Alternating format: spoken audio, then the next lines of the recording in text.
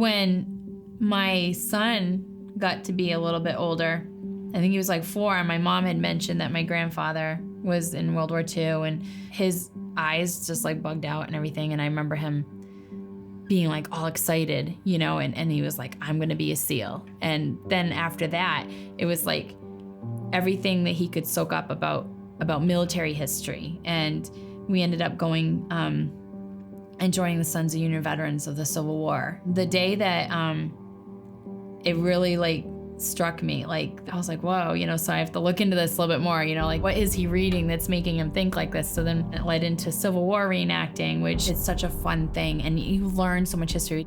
I think that there's a real problem in our educational institutions because our children are not being taught to respect and appreciate American history and what this country has gone through. You know, they're seeing the big things like Disney World or whatever, but they're missing so much of the heritage and history of this country that that contributes to the moral values in that we all share as Americans. I want my children to be independent thinkers and bring an argument to the table that's meaningful, because that's what we're not teaching our children anymore. We're just teaching them to be drones and nod their heads and go along and watch, you know, little like 10-second sound bites. So for them to understand their history of how many men and women have stood for what they believe in, yeah, that's, if I can do one thing as a parent, that will be the legacy I hope I leave my children.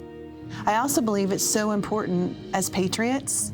My children know history and they know who they are. They know their Constitution, not from school, because school will never teach it, but from me and my husband. But the Second Amendment, again, as I've taught my children and reiterated lately, to really grasp, it's not just to have a gun. Exactly. It need be in times of tyranny. Yeah. And so the issue is, when you say that without the Second Amendment, none of the rest of them really matter, that's what the NRA represents, is that is the one part of the Second Amendment that protects all the rest, is that for our founders, for a reason, put that piece in there. And I think it's a powerful piece that can't be understated. Yeah. They're all depending on us, and so we're at a time where we have to, because history constantly repeats itself. Yes, so we're at a that's time where we must teach our children history, the history of our country. And we must talk about how we defend America. Yes. And again, we've talked at this table, it's not just taking up arms, it's defense through education, it's defense through family values, it's defense through being teaching a community. It at home. Exactly. An individual. Yeah. Teaching it at home, because not depending on the school to teach your kids. School and that directive, and bringing it, you know, grassroots at home. Yes.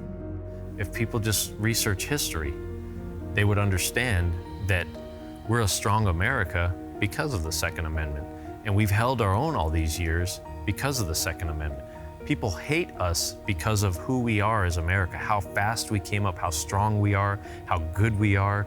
And the only thing holding the fabric of our country together are the people who are holding on to the Second Amendment and holding on to the First Amendment.